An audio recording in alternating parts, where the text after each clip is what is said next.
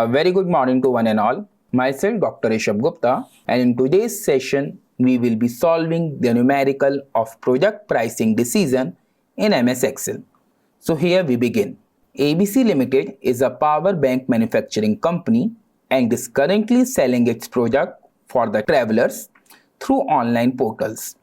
The company is now exploring to supply the power banks to an airline. The accounts department has provided the following information about the current cost structure of its product.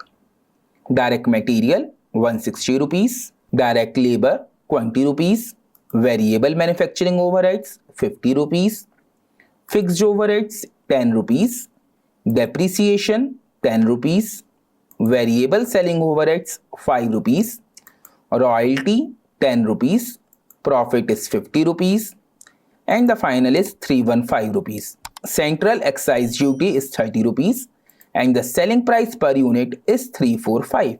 Airlines is ready to buy 200 such power banks at rupees 250 each. Advise the company whether the offer should be accepted or not.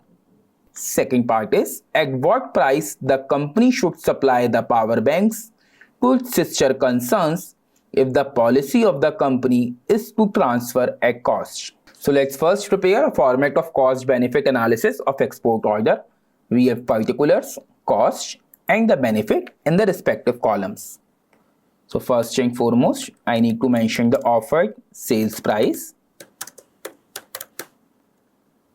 In this numerical, the offered sales price is 250 rupees. Then we need to deduct the variable cost. So we have different components of variable cost in this numerical. Direct material, then direct labor, variable overheads, royalty and central excise duty.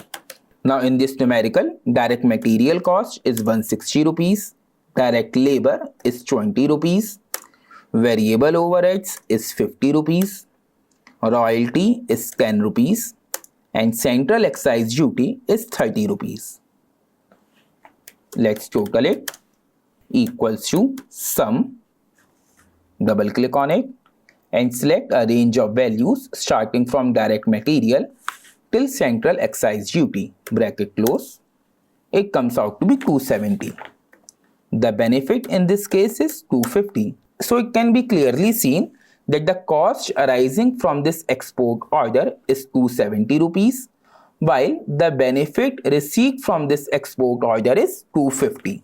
So in such scenario, offer should not be accepted as the offered price is lower than the variable cost of manufacturing. I need to identify the price that needs to be quoted.